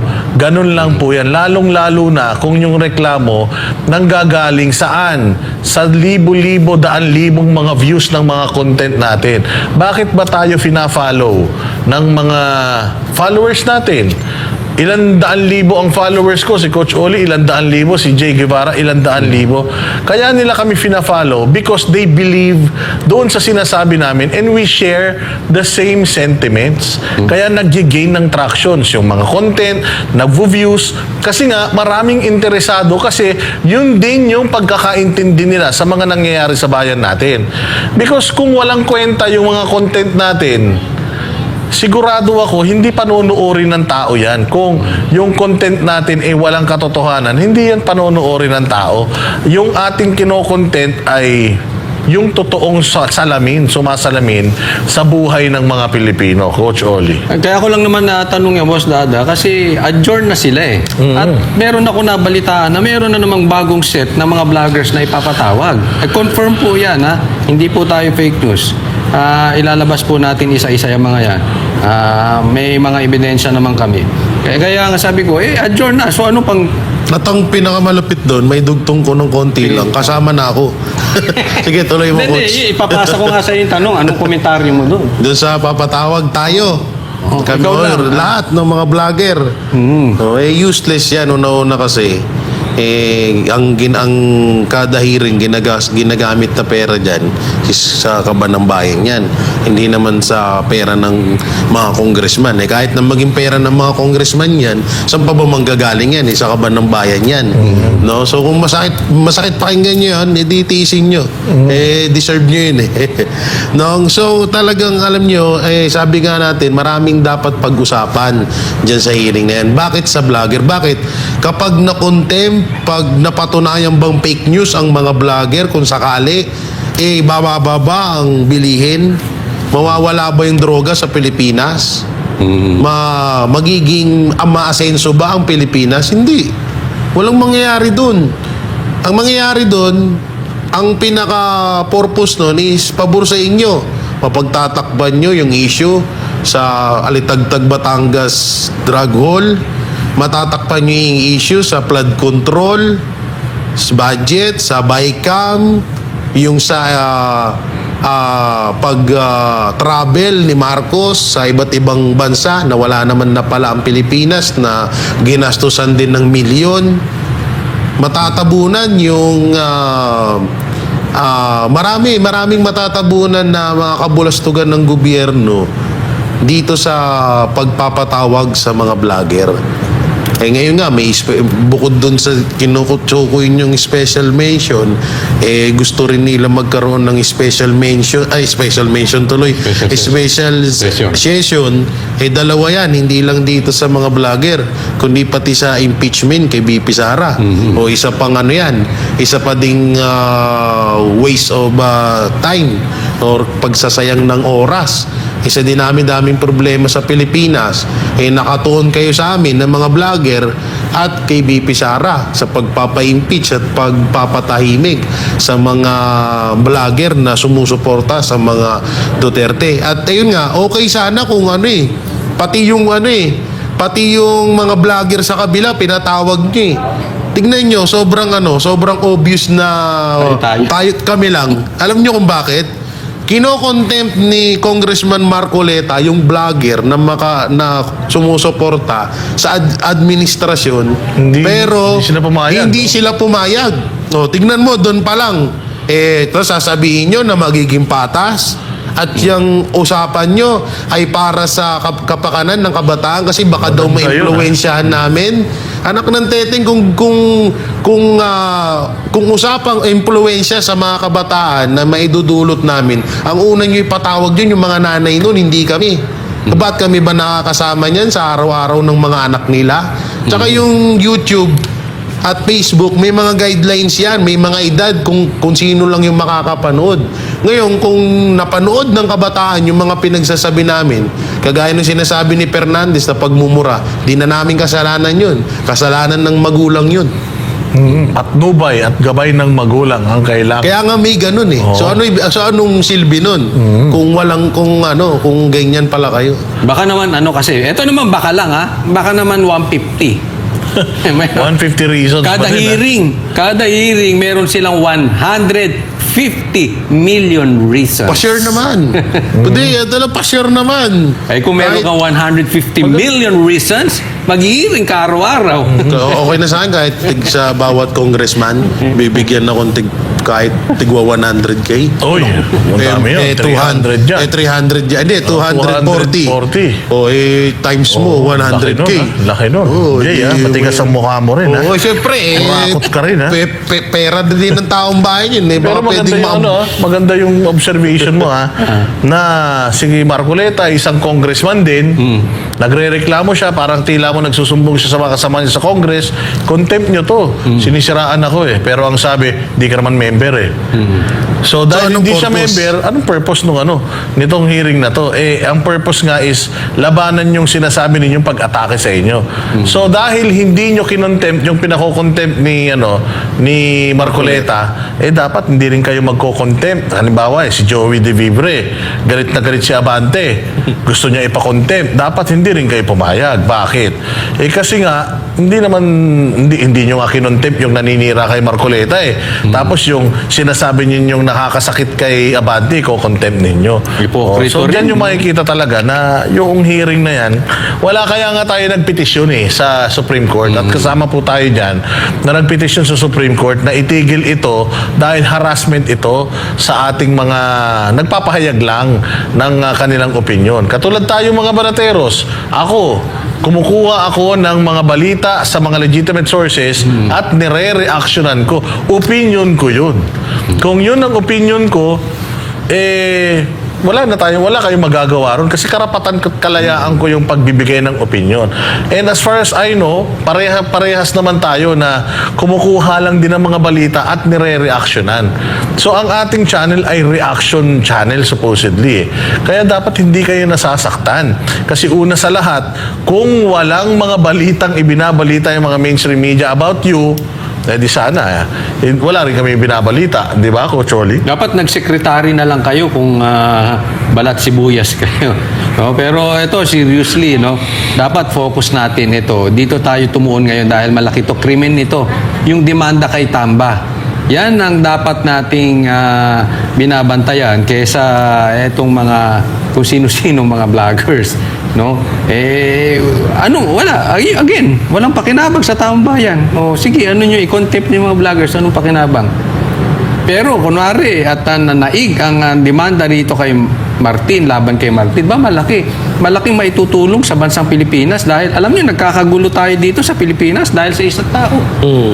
Dahil lang dyan. Isipin mo kung nawala yun. Hindi na tayo nagkakagulo, wala tayong problema, maayos-ayos tayo kahit papaano, kahit konti na sa under Marcos regime, kung wala yan si speaker, malaking bagay na yon, malaking tulong na yon sa mga Pilipino. Kaya kayo, HOR, kung sakaling may papatawag kayo, ito na lang mga kasama ko. Alam mo, Hindi, bago ikaw, Jay, hingi lang din tayo ng dispensa kasi kanina medyo mainit ang ulo natin kasi hindi talaga maganda yung mga loob sa bibig ni BBM kung bumaba rin naman si BBM sa ganung level, dapat support din siya. Kung marunong kayong bumatikos, marunong kayong bumanat, dapat marunong din kayong tumanggap ng banat. Ganun lang yung okay yan. Maganda yung ganyan. Nagbatuhan tayo ng bardagulan. Magmurahan tayo sa social media. Okay yan kasi kasama yan sa malayang pagpapahayag. Basta wala lang pikunan. Yun lang. Siguraduhin nyo lang na ready kayo mula simula hanggang dulo. Kasi kaming mga Duterte supporters, kahit wala kaming kahit walang karga, kahit wala kaming bayad, prinsipyo lang prinsipyo lang yung aming tinatayuan. Nabablock yung mga social media accounts namin. Mula pa. Ako, hindi pa ako nagpa-vlog. Lagi nang nabablock yung yung aking social media accounts dahil matindi talaga ako makipag-away sa social media, mga partners. So, Jay. Alam nyo, may konting ikukwento lang ako. Para baka sakaling... May tanong, dugtungan ko na rin yan. Baka may panaginip ka. Mamaya na yun. Pero dito muna tayo. Pang main event yung panaginip. Sige. Di kasi dati, tatandaan nyo nung TBJ pa ako. Binabanatan ko nun si Isko Moreno. Grabe ko babuyin si Isko nun. Dahil nga sobrang galit ako sa kanya kasi parang kinakalaban niya ang sinusuportahan ko. Pero tingnan mo anong binalik sa akin ni Isko.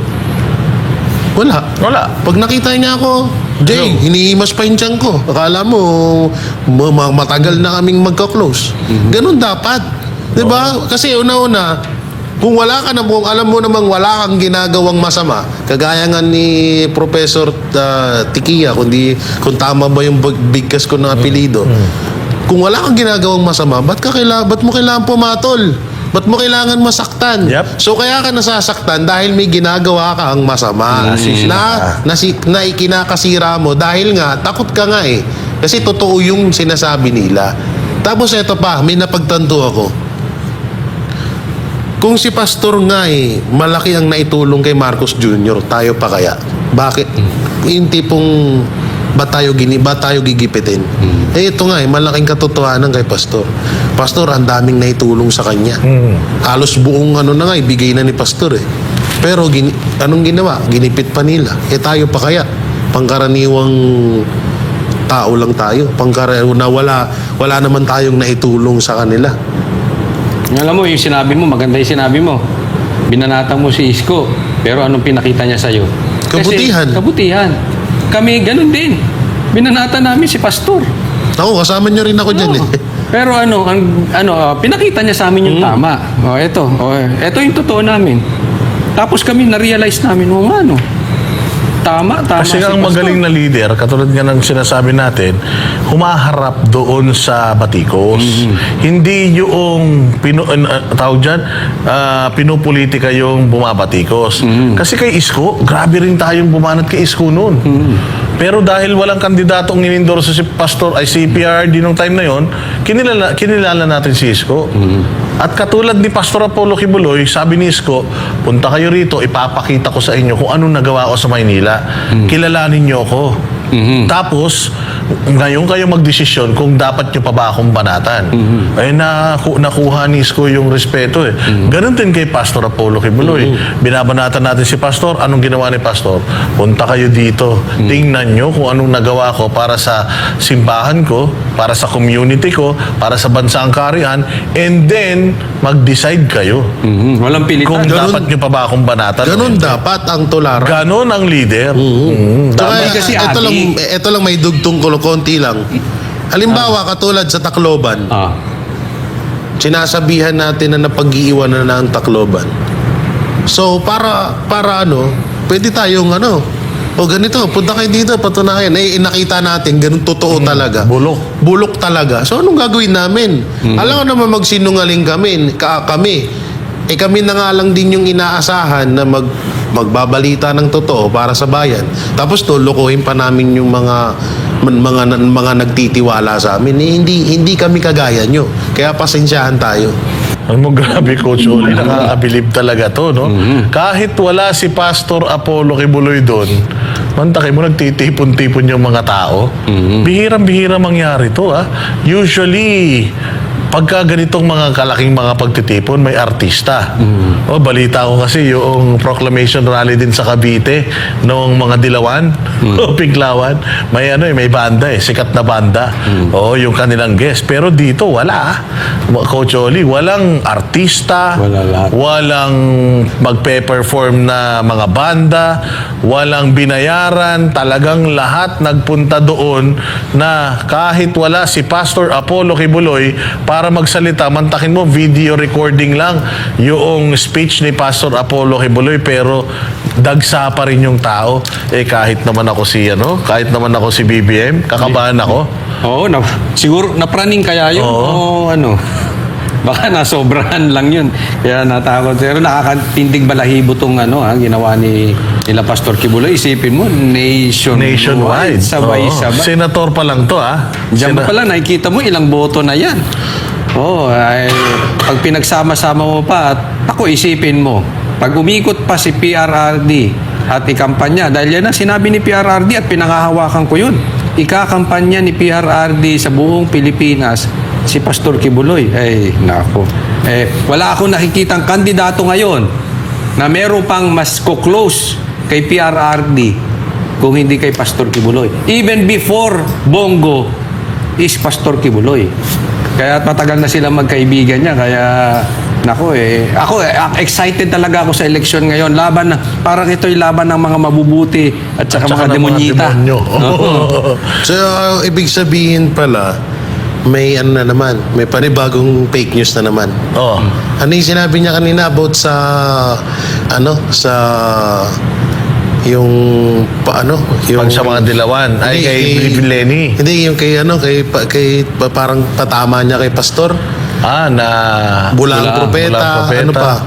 Na ano daw, yung mga kabataan na inaabuso, Oo. may mga kaso, nakakulong.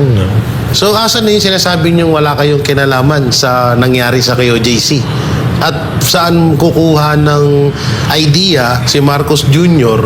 na para sabihin niya yan? So, although wala namang pinangalanan, pero alam na natin, hindi naman tayo tanga eh. No? Talagang doon yung ano na yun eh. Doon papunta yun. So, paano nalaman, paano na patunayan ng isang presidente? Tsaka ito, pagkakaalam ko sa isang presidente, hindi nagbibitaw ng isang salita yan nang walang pinangahawakang ebidensya.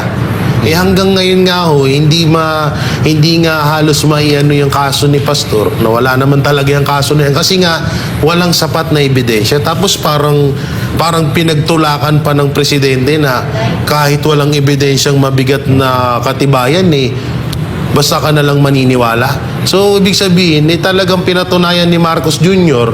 na wala talaga siyang kwenta kasi kung yung kaso nga ni Pastor wala ngang kwenta yon dahil hanggang ngayon wala nga silang maipakita na matibay na ebidensya, ba't pinapaniwalaan ng presidente? Diba? So ibig sabihin ganyang kababaw si Marcos Jr. Yung sinasabi mo dyan, ganyan kababaw si Marcos. At nabanggit ko kanina na gusto mo malaman ang plano ni BBM, tingnan mo yung kabaligtaran. Bigyan ko pa kayo ng isang halimbawa. Anong sabi niya dati? Ako ang designated BFF ni BP Sara. Best friend forever. Forever, ibig sabihin, walang katapusan. Kahit anong mangyari. Kahit anong mangyari, forever.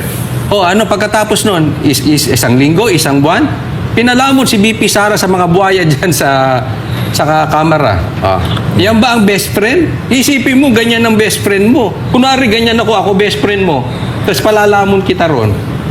May kaya magtakot kayo pag nagsalita si BBM. Pakinggan nyo yung kabaligtaran. Yun ang mangyayari. Hindi, tsaka pagpapakinggan nyo siya, halimbawa, diba, TV to, takpan nyo yung baba, tignan nyo yung mata. Kasi ang tao, hindi yan makakapagsinungaling sa mata. Wala. Hindi ba sa panga? Wala Hindi. na. Kahit makita mo yung kanyang Kaso speech wala nang kanina. ganun na lang. Hindi, kahit makita mo yung speech niya kanina, magulo talaga. Labo-labo. Simpleng speech na lang, labo-labo eh. Noong nakaraan nga, speech niya sa kanyang partido, labo-labo din eh. Utal-utal, hindi mo maintindihan eh. Nakaka-proud ba to? Hindi niya ba napapanood yung sarili niya? Tsaka, innocent until proven guilty eh. So, nakakalungkot ito bilang isang pinuno ka ng bayan na supposedly ikaw ay patas ang ang trato mo sa lahat ng Pilipino, pero dito sa kaso ni Pastor Apollo Kibuloy, hindi pa man siya napapatunayang may kasalanan, pero sa kanila may kasalanan na. Dito mo talaga makikita na yung USA model ang ginamit nila. Na si Biden at saka itong si BBM parehas ng likaw ng bituka. Mga demonyo talaga. Na ang target nila is itong mga religious Ayaw sa organizations. Diyos. And ingat kayo yung Iglesia ni Cristo. Kasi ginawa na nila tong impeachment, kasunod na niyan, kayo na. Kasi alam nila na hindi nila kayo kakampi. Kaya mag-ingat kayo, magsilbing aral sa inyo yung nangyari sa KOJC.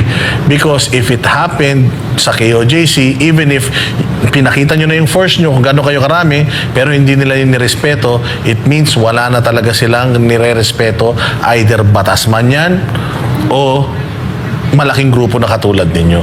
We are all vulnerable sa lahat ng mga pang-aabuso dito sa bayang Pilipinas under the regime of itong Bongbong Marcos. Jay. At etong sinabi ni Marcos ngayon, eto ang nagpatotoo.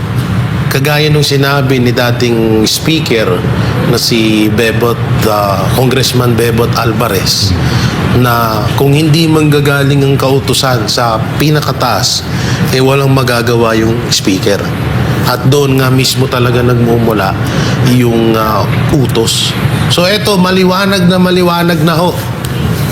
Wala na hong takas dito si Marcos dahil yung nangyari sa kay OJC, kasi talagang isipin niyo, anong kasalanan ni Pastor, ba't niya nasabi yun? Anong kasalanan sa kanya? Wala. Kaya nga hindi na Diba? hindi ko maintindihan. Yan ngayon, yan na yung patunay na siya ang may pakana or may kautusan na gawin sa kay OJC yun. Siya ang may pakana na pag-impeach kay Sara. Siya ang may pakana sa lahat ng nangyayaring pagtatabon ng issue dito sa Pilipinas. Kagaya, diba? Kasi kung iisipin nyo, paano ka makakapagsalita sa isang tao nang wala ka namang sama ng loob? At ano, Ikaw na nakaagrabyado, ikaw pagalit. yun pa nga masama dun eh. Ikaw na yung nanggamit, ikaw na yung nang abuso, ikaw na yung nanakit, tapos ikaw pa yung galit. Anak ng teteng naman. Saan Saan ka kumukuha ng kapal ng mukha? yun pa. Hindi, baguhin na natin. Baguhin. Saan ka kumukuha ng kapal ng panga? Ay, sorry. Pero basahin natin tong statement ng ating mga netizen. Sabi ni Judy Almonte, magandang gabi mga boss, baka dayain lang nilang eleksyon. Yan pa Kaya nagsasalita siya ng pambabastos. Nako po, yun ang ito ngayon ang dapat natin gawin para hindi madaya. Kailangan deciding, no, Coach Oli? Tambak. Kailangan tambak. Kumbaga sa basketball, dalawang quarter yung tambak. Kailangan malayo para hindi nila madaya. Kasi tinry nilang gawin yan kay PRD pero masyadong malayo yung lamang ni PRD. Hindi kaya. Noon sa kalaban niya, kaya hindi nila nadaya. Kita mo, ginawa nila ngayon, nung kay Bongbong, nung nanalo nung nakaraan, ganun din, ang layo nung agwat. O kaya, ayan, hindi rin nadaya. Kasi, kung totoo yung sinasabi nila na dinaya sila ni Lenny Robredo, di ba, dapat si Lenny Robredo yung nanalo nung nakaraang eleksyon. Pero hindi, dahil malayo din yung agwat, dahil nga sobrang dami rin nung numero nila, kaya hindi nadaya. So, ganun din ang gagawin natin dito sa PDP. Kailangan kausapin nyo na lahat ng mga kamag-anak ninyo, kaibigan, kapatid, kung sino man, kakilala, nakakasalubong nyo, kasakay nyo sa jeep, sa tricycle, habang nag-aantay kayo sa MRT at sa mga bus. Kausapin nyo na yung mga katabi ninyo. Sabihin nyo na straight tayo PDP laban para sa Pilipinas, para matapos na itong problema ng bayan natin. Dahil kung hindi talaga upo ang PDP, wala na. Huli na natin to. Sabi ko nga, si Pastor Apollo Kibuloy, huling barahan na natin yan, Coach Oli. Ang ganda nung komentaryo na yan, Boss Dada. That could possibly mind conditioning. Yung binanggit ni BBM na ganyan, mind conditioning na wala namang binatbat yung PDP. So para kung sakaling magkadayaan sa dulo, nakakondisyon ng tao, sinabi na ni BBM, wala talaga yung PDP. Katulad ng survey. Survey din is possibly mind conditioning. Kaya nga, kita mo kung sino-sino yung mga nasa top, isipin mo yan. So, medyo wag tayo papadala sa mind conditioning nila.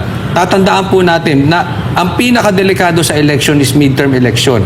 Nasa kanila ang pera, nasa kanila ang posisyon, nasa kanila ang power, nasa kanila ang makinarya. Baka mamaya pati survey nasa kanila. So, kaya kailangan tayo, basta gawin natin yon at iboto. At gaya nga ng sabi ni Jay kanina, baka kasi alam nila na ang totoong lumalabas sa survey ay mga PDP. Alam nila yan, kaya nagpapanik yan. Pero syempre, ang spin nila dyan sa tao, lamang sila. Para kung magkadayaan, hindi magugulat yung taong bayan. Huwag tayong papano doon. Tama si Boss Dada, tambakan natin nang hindi madaya. Yan lang talaga. Wala tayong magagawa kung dadayain at dadayain yan. Anong gagawa natin dyan? Pero kung tambak, yan, napakalaking proteksyon natin. Kaya yung mga, halimbawa sila Pastor Kibuloy, ilagay nyo agad sa number 1. Halimbawa si Jimmy Bondoc, para ando doon na yan, mataas na yan. Maganda may Untouchable. listahan. Oo. Importante yung listahan, mga partner. Kasi minsan nagpupunta yung tao doon, pinagbabasihan lang nila yung, alam ko na kung sino yung boto ko. Pero minsan, natatantosan nila, sobra na pala, 13 na pala. Hindi nila nabibilang. Yun ang mga delikado. Kaya pag nagpunta kayo ron, make sure you make a list and checking it twice. Ayun. Jay Guevara. Tsaka marami nga talaga nagsasabi na yung nga about dito sa Dayaan. So may isa pa akong napansin eh. Ito ay ano lang naman, para akong nagtatanong. Hindi kasi kung papansinin niyo ang Comelec, ito nawala tayo sa Comelec kanina eh. Pero kung papansinin niyo rin yung Comelec, parang gumagawa din sila ng propaganda. Kasi biruin niyo maigi, isipin niyo. Puro lang halos sa mga sa mga partido ng mga Duterte ang parang pinagbabawalan. Unang-una pinag-i-explain natin sila na bakit na basura yung 150 million na ginastos doon sa balota na hanggang ngayon hinahanap natin kung asan na. Kasi baka mamaya sabi ko nga na nag-iinip ako na baka gamitin yung 6 million di ko tukoy kung 6 million bundle ba yun ng balota na gamiting pangdaraya yun sa darating na sinasabi rin eleksyon. nila dito sinasabi din ng comment yun, yung mga na-imprenta na hindi natin alam kung sinira ba. So ngayon, itong Comelec, napapansin ko parang gumagawa sila ng propaganda na nakapokus lang sila sa mga banderitas ng mga politiko pero wala silang ginagawang aksyon sa mga politikong namumudmud ng pera, namumudmud ng pera sa iba't ibang lugar na matatawag na vote buying. Hindi natin sila nakikita ng ganun. Binubulag nila tayo sa mga poster, sa mga tarpaulin. Masakit pa rito, puro pa tarpaulin ng mga PDP, mga Duterte, yung mga kandidato na nasa Duterte. Yung sa mga kandidato ni Marcos, wala. Halos parang hindi nila masyadong sinisita. Parang naman tayo niya, no? Kaya tama yung sinabi kanina ni Banat Bay. Napaka-basic napaka-basic lang na punuan ng boto ang etong PDP laban. Ako, may kaibigan ako, may kaklase. Pwede mong sabihan yun na, oy, ganito yung plataforma ni Pastor. Ganito plataforma ni Attorney Jimmy Bondo. So explain mo ako kasi nung nakaraan, ito totoong nangyari. May pinsan ako na mali ang tingin kay Pastor. At yung una, syempre, mainitin din ulo ko. So sabi ko, wag mo nang iboto kung ayaw mo. Pero wag mo sasabihan ng kung ano-ano. Ngayon, in-explain ko. Napaganda pa in-explain ko, ganito, ganyan, ganito yung totoong nangyari. Anong nangyari? Isa na siya ngayon sa mga nag-share ng video ni Pastor.